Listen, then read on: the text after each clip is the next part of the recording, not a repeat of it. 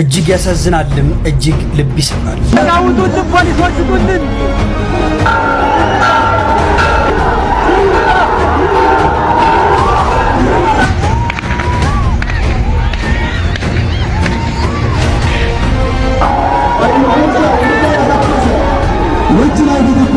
ጎንደር ነበርኩ ብያችኋለሁና ጎንደር መታከም አለበት። የጎንደርን ስህተት ስናወጣ በየትኛውም የሀገሪቱ ክፍል ወይም በየትኛውም የዓለም ክፍል የተከበረው የጥምቀት በዓል እግዚአብሔር የሚቀበለው ነበረ ወይ?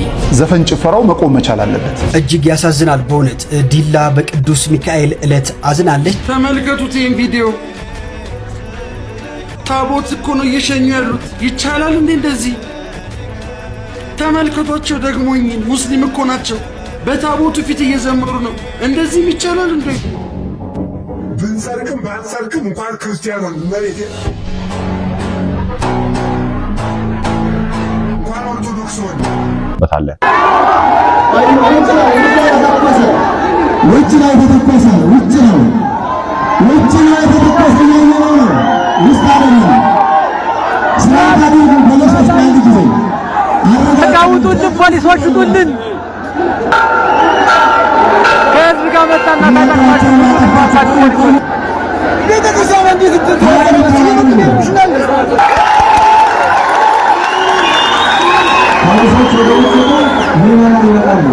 ፖሊሶች ወደ ጥፋተኛም ባይኖር እንኳን ሌላው ቀርቶ ነፍሰ ገዳይ እንኳን ቢኖር ቤተክርስቲያኒቱን አስፈቅዶ እንዲህ ጥፋተኛ ለተቀጅልኝ ብሎ ነው እንጂ ይህን ያህል ዝም ብሎ ነገር ጥፋተኛ እንዳይደገም ከተደገመ ግን ከግለሰቦች ፖሊሶች ጋር ብቻ ሳይሆን ከተቋም ጋር ልንጣላ እንችላለን። ወጣቶቻችን እንዲነኩብን አንፈልግም። ልጆቻችን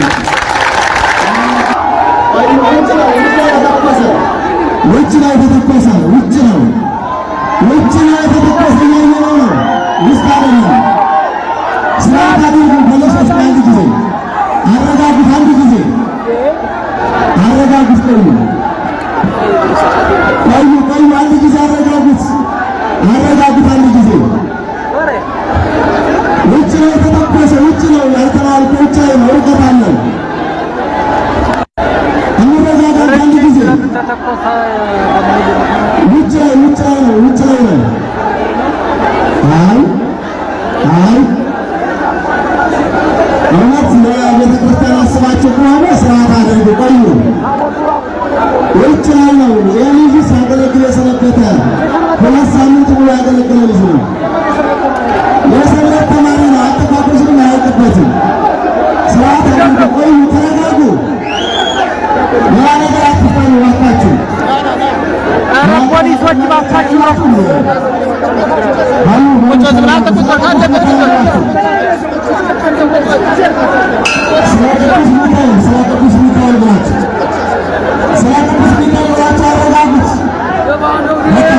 ተቃውጡልን፣ ፖሊሶች ውጡልን።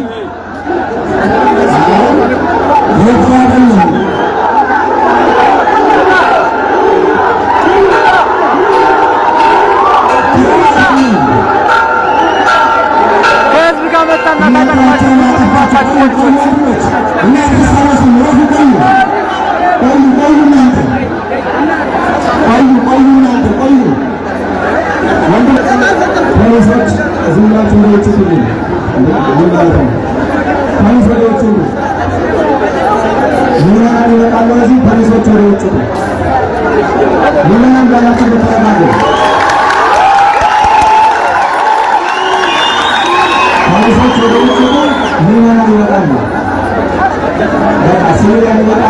ፖሊሶች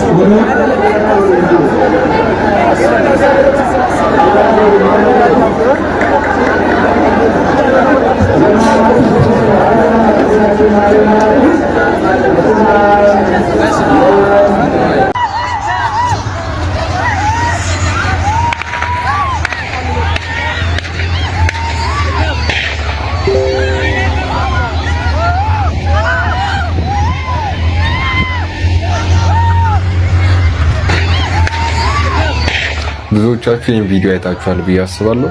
ይህም እንግዲህ የሆነው በጥምቀት ዕለት ጥር 11 2018 ዓ.ም በጎጃም መራዊ ከተማ ነው።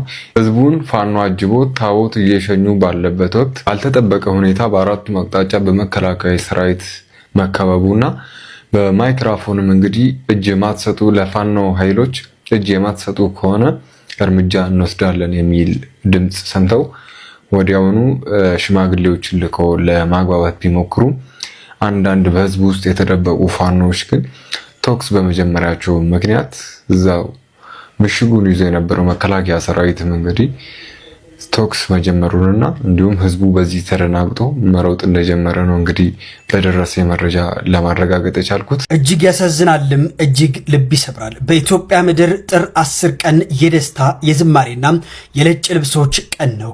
ነገር ግን በ2018 ዓመተ ምህረት በኮየ ፊጬ ክፍለ ከተማ የሚገኘው የፋንታ መድኃኔዓለም ቤተክርስቲያን ምዕመናን ይህ ቀን የደስታ ሳይሆን የእንባና የዋይታ ማህተብ ሆኖባቸዋል። ከሟቾቹ መካከል ያበበ ተፈራ ታሪክ እንኳን ሰውን ድንጋይንም የሚያስለቅስ ነው። አበበ የሁለት መንታ ልጆች አባት ነበር። ልጆቹ አባታቸው አባዬ ብለው መጥራት ያልጠገቡ ህፃናት ናቸው። ነገር ግን እጅግ በሚያሳዝነው ሁኔታም የባለቤቱ ሁኔታ ነው። ባለቤቱ በ9ኛ ወር እርግዝና ላይ ነበረች። የጥምቀት በዓልን አክብሮ አዲስ የሚወለደው ልጁን ለመሳም ትልቅ ዝግጅት ላይ ነበረ። አዲስ ልጅ ለመቀበል ጥቂት ቀናት ብቻ ነበር የቀሩት ይላሉ ዘመዶቹ በሲቃ። ሚስቱ አበበ ሸኝታ የላከችው ለበረከት ነበር። የተመለሰላት ግን በቃሬዛ ሆነ። አዲስ የሚወለደው ህፃን አባቱ ሳያውቅ የአባቱን ሬሳ ለመሳለም ተገደደ። 4 ወጣቶች የአበባ ያህል የፈኩ ለቤተ ክርስቲያንና ለቤተሰቦቻቸው ተስፋ የነበሩ ንጹሃን በቅጽበት የከሰልፍም ሆኑ። ያቺ ሰዓት ታቦተ ህጉ ወደ ባህረ ጥምቀቱ ለመውጣት ጥቂት ደቂቃዎች የቀሩባት ነበረች። ወጣቶቹ አበበ፣ ሂርጶ፣ ፍቃድና ጓደኞቻቸው ታቦቱ በክብር እናውጣ በሚል መንፈሳዊ ቅናት ተሞልተዋል። ያ በብረት የተሰራው ግዙፉ ሰረገላ በቤተ ክርስቲያኑ ጓሮ ቆሟል። ቶሎ በሉ ታቦቱ ሊወጣ ነው የሚለው ጩኸት ወጣቶቹን አጣደፋቸው። ከ10 በላይ ሆነው ሰረገላውን ገፉት።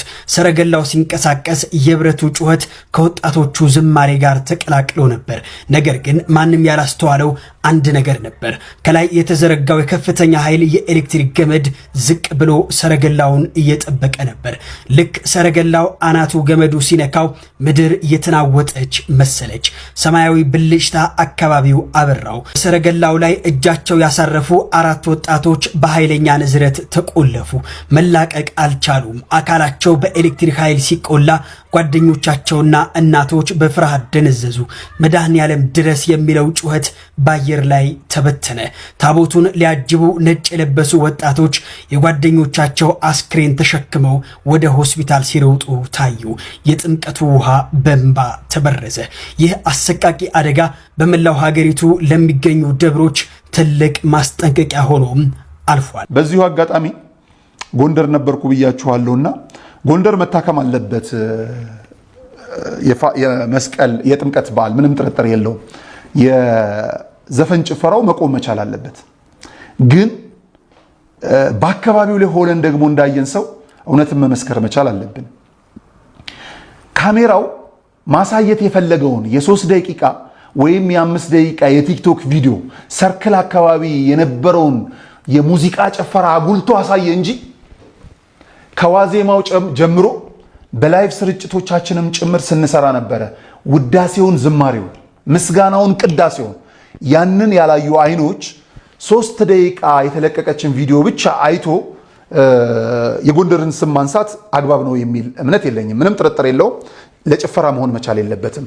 አስተዳደሩም ማየት መቻል ያለበት ነገር አለ። የሚጠራቸው የቲክቶክ ዋቴቨር እኚህ ነገሮች ማስታወቂያው በሌላ ጎኑም ቢሆን ሃይማኖታዊ አከባበሩ እንዳለ ሊቀጥል ይገባል የሚል አስተሳሰብ አለኝ። ምንም ጥርጥር። እጅግ ያሳዝናል በእውነት ዲላ በቅዱስ ሚካኤል ዕለት አዝናለች። ይህንን መረጃ ከዲላ ያደረሱኝ ሰዎችም በከፍተኛ ሐዘን ውስጥ ሆነው ነው የቅዱስ ሚካኤልን ታቦት ለማስገባት ምንጣፍ በማንጠፍም ሲያገለግል የነበረው ታዳጊ ወጣት አመሻሽ ላይ በደረሰበት አደጋ ሕይወቱ ማለፉ ተሰምቷል። ይህ ከኋላ የምትመለከቱት ወጣትም የአብስራ ገሰሰ ይባላል። በምድራዊ ጉዞ የመጨረሻ ሰዓታት ላይ በትከሻው እንደምትመለከቱት ታዲያ ምንጣፍ ተሸክሞ የእግዚአብሔርን ታቦት በማገልገል ላይ ነበረም። ለጥምቀት በዓል ቤተክርስቲያንን ያለ እረፍት ሲያገለግል ሰንብቶ የቅዱስ ሚካኤልን ታቦት በክብር ወደ መንበሩ አስገብቶ ከጨረሰ በኋላ አመሻሽ ላይ በደረሰበት የመኪና አደጋ ሕይወቱ ማለፉ ነው የአካባቢው ሰዎች የነገሩኝ። ሳምንቱን ሙሉ ደከመኝ ሰለቸኝ ሳይል ለጥምቀት ቤተክርስቲያንን ሲያገለግል እንደነበረም እንግዲህ ገልጸውልኛል። ለወንድማችን ነፍስ ይማር፣ ለቤተሰቦቹና እንዲሁም ደግሞ ለወዳጅ ዘመዶቹ መጽናናትን እመኛለሁ። ኧረ ዘንድሮ ምንድነው የመጣብን የሚሉ ሰዎች እኮ አሉ። እግዚአብሔር ልጆች ሕግ ከፍቅር አይበልጥም። ፍቅርን ሁልጊዜ የሚያሸንፍ ምንም ነገር የለም። የእነዚህ ሰዎች አለባበሳቸው ኢትዮጵያ ኦርቶዶክሳዊ ተዋሕዶ ቤተክርስቲያንን ስርዓት የተጠበቀ ባይሆንም የእነርሱ ግን ወግና ባህላቸው ነው። ቤተክርስቲያንም የምታስቀድመው እነሱን እንጂ ስርዓተ ቤተክርስቲያን እንዲጠብቁ አይደለም። መጀመሪያ ቤተክርስቲያን የምትፈልገው እነሱን ነው። ከነ አለባበሳቸው፣ ከነ ባህላቸው፣ ከነ ሁሉ ነገራቸው እነሱን ትፈልጋለች።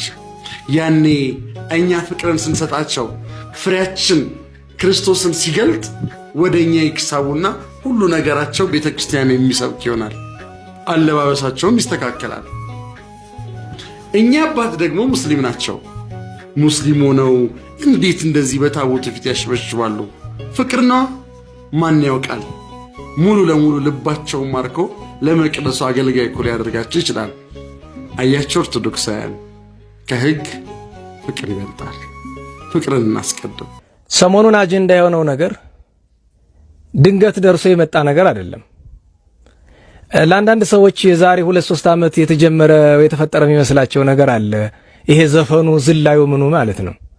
ለአንዳንዶቹ ደግሞ 10 ዓመት በፊት የተጀመረ የሚመስላቸው አይደለም። እንደሱ አይደለም። ትናንት ያያችሁት ዘፈን በጣም ሩቅ ጎዳና ያለው፣ ትናንት ያያችሁት ዝላይ ቅርብ ጊዜ የመጣ ነገር መስሏችሁ ከሆነ ችግር ነው። አንዳንድ ነገሮችን ከመሰረቱ ካልሰራንባቸው ፋይዳ ስለሌለው ብዬ ነው።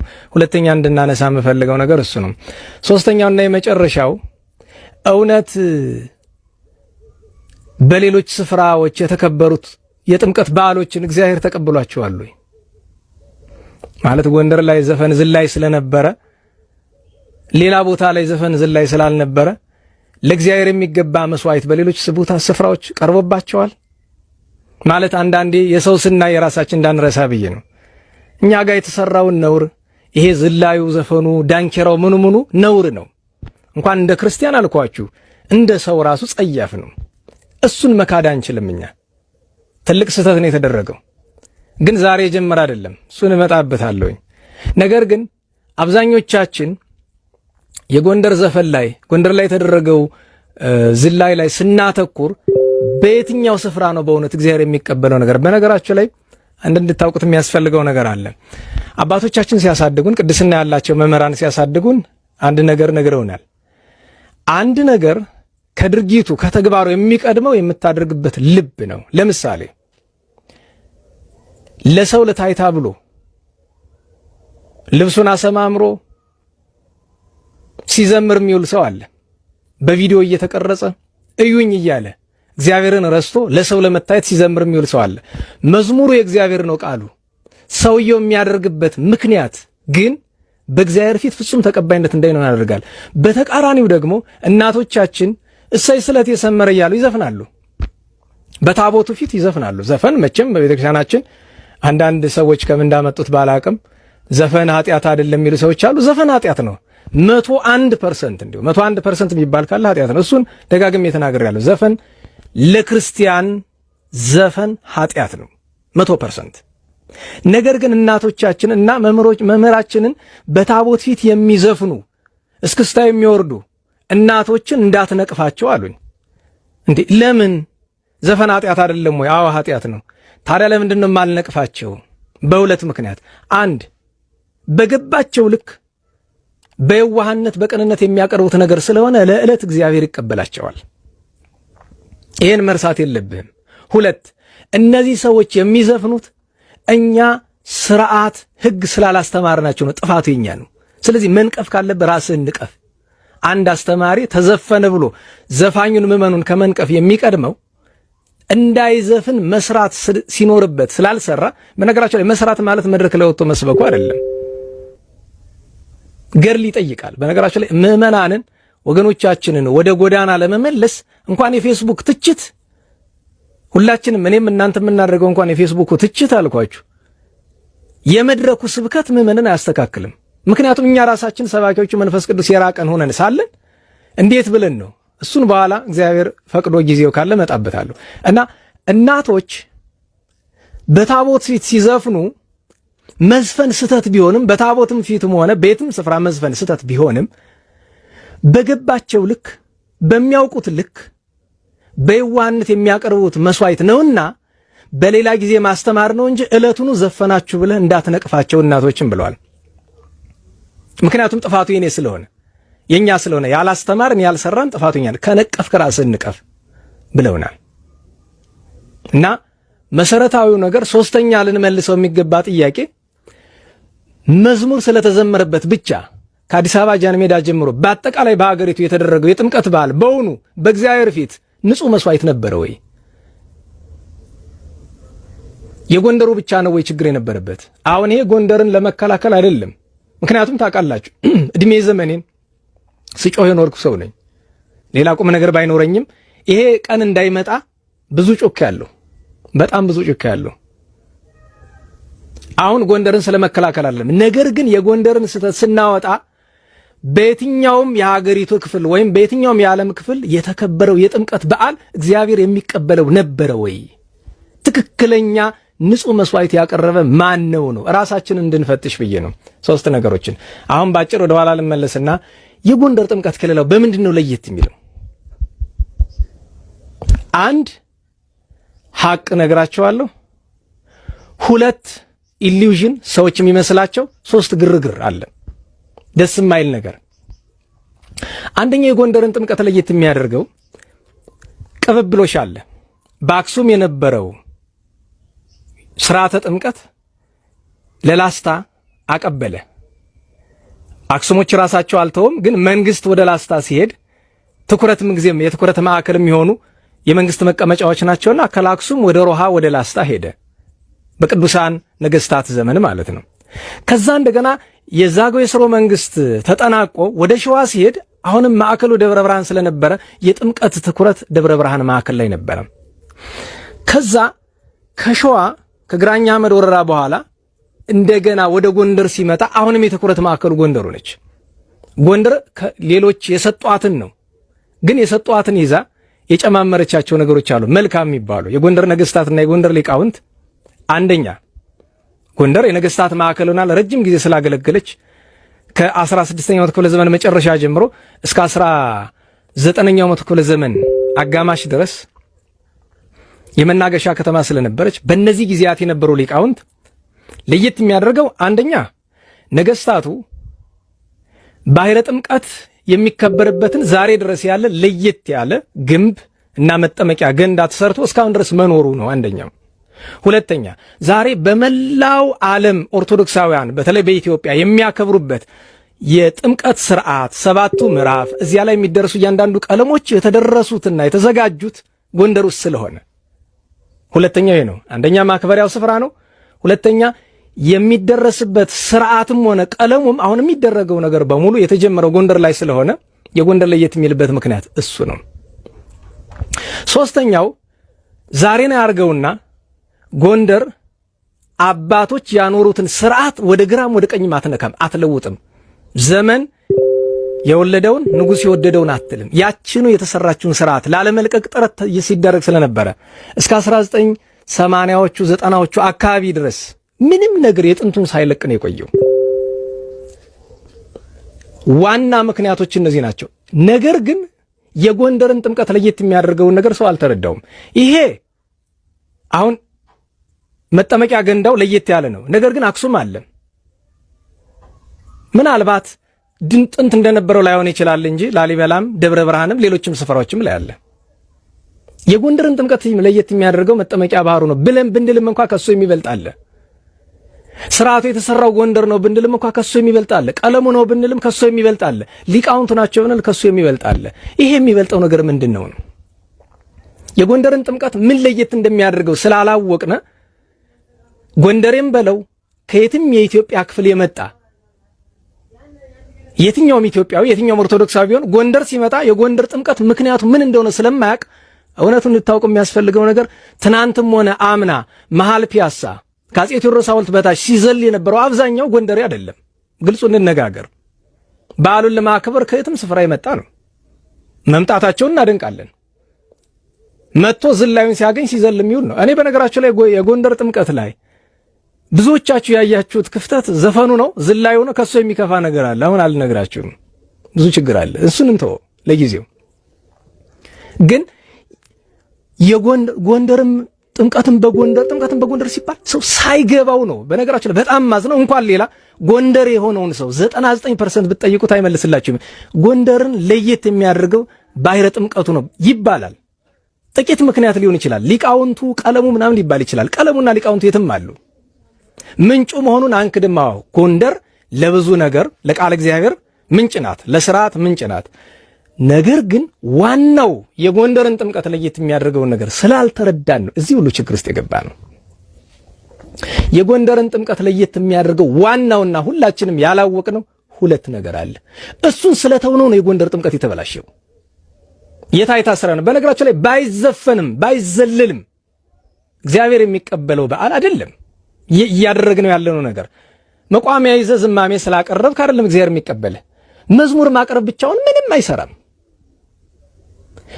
የምናቀርበው ንጹህ መስዋዕት ነው ወይ? ታዲያ ጥምቀትን በጎንደር ለየት የሚያደርጉ ሁለት ምክንያቶች ምንድናቸው ከተባለ፣ አንደኛ በጎንደር ታሪክ ውስጥ ብዙ ቅዱሳን ስውራን ባሕታውያን ኑረዋል። እነዚህ ባሕታውያን ቃል ኪዳን አላቸው። የተሰወሩ ቅዱሳን ቃል ኪዳን አላቸው። ጥምቀት ሲመጣ የጎንደርን በዓል ለመቀደስ ከተሰወሩበት ይወጣሉ። ይህንን የሚያውቁ እንደነንታ ሊቃውንት ያሉ ጥቂቶች ብቻ ናቸው። ትልቁ ምክንያት ይሄ ነው። የቅዱሳን በዓል ነው የሚባል ጎንደርን ብዙ ቅዱሳን ስለኖሩባት፣ ብዙ ባሕታውያን ስለኖሩባት፣ ስለተሰወሩባት እነዚያ ተመልሰው የሚመጡበት ስለሆነ ነው። እነሱ ጎንደርን የሚጎበኟት የሚባርኳት የዛ ጊዜ ስለሆነ ነው። ከየትም ስፍራ መጥቶ ሰው ጎንደር ላይ የሚያከብርበት ምክንያት ያንን የስውራንን እንደነ ቅድስት ፍኖተ ሕይወት ያሉ ከቅዱሳት አንስትም የተሰወሩ እነሱ መጥተው ስለሚባርኩ ነው አንደኛው ምክንያት። ዋናውና ሁለተኛው ምክንያት ግን እመቤታችን ድንግል ማርያም ከደጋግ ነገሥታት ላንዱ የዛሬ 300 ዓመት አካባቢ እኔ በእነዚህ በሶስት በዓላት አንደኛ ህዳር ጽዮን አክሱም ላይ እገኛለሁ፣ አልቀርም፣ ከቶውን እመጣለሁ። ጥምቀትን ጎንደር ላይ አልቀርም፣ መጥቼ ባርካችኋለሁ። አስተርዮ ማርያምን ተድባበ ማርያም ወሎ እባርካችኋለሁ። ሶስት ቦታ ላይ አልቀርም፣ ብትበድሉኝ እንኳን አልቀርም። ይሄ ማለት እመቤታችን በእነዚህ በዓላት ከሌላ ስፍራ የለችም ወይ ነው? አለች በረድኤት። የበለጠ ቃል ኪዳን ግን ታውቃላችሁ፣ አቡነ ተክለ ሃይማኖት በበዓላቸው የበለጠ የሚገኙበት ብለን የምናምን ነው ደብረ ሊባኖስ አይደል? አቡነ ሳሙኤል ዘዋልድባ የበለጠ የሚገኙ ብለን የምናምን የት ነው? በበዓላቸው ቀን ዋልድባ፣ ደብረ አባይ እና እመቤታችን የገባችው ቃል ኪዳን ስላለ አሁን ይኸውላችሁ ጎንደር ላይም ሆነ የትም ስፍራ ላይ ምንም እንኳን አከባበራችን ጥሩ ባይሆንም ትልቁ ክፍተት የሚመጣው ጥምቀትን በጎንደር ምን ማለት ነው ተብለን ስንባል ዋና ምክንያቶቹ እነዚህ ሁለቱ ናቸው። የስውራን ቅዱሳንና የእመቤታችን ነገር። እንድታውቁት የምፈልገው ነገር እኔ አንድ ነገር በግልጽ ልንገራችሁ። ይሄ ሁሉ ችግር ከመፈጠሩ በፊት እመቤታችን ስውራኑ ተገልጸው ለሚገኙ ከተማዋ ላሉ ባሕታውያን ደጋጎቹ ተናግረው እነሱ ያሉንን ተናግረን ተስቆብን ተዘብቶብናል።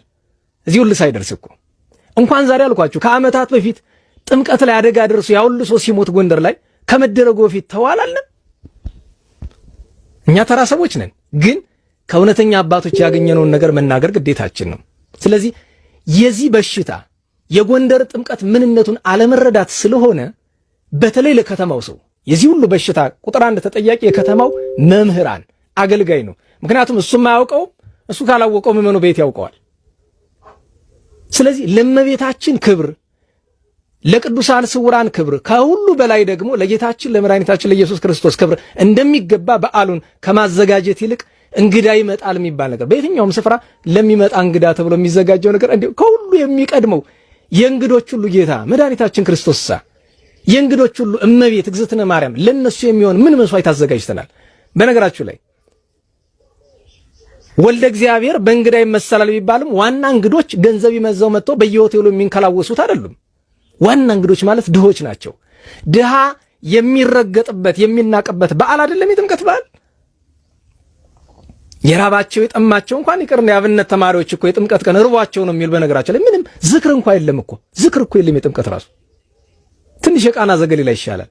እና ስለዚህ ጥምቀት በጎንደር ምን ማለት እንደሆነ ስላልገባን ዋናዎቹ በተለይ ጎንደር የሆነን ሰዎች የእመቤታችን ነገር የቅዱሳን የስውራን ነገር የመድኃኔ ዓለም የቸሩ ነገር ስላልገባን ነው የዚህ ሁሉ ችግር መነሻ። ብንሰርክም ባንሰርክም እንኳን ክርስቲያኖን መሬት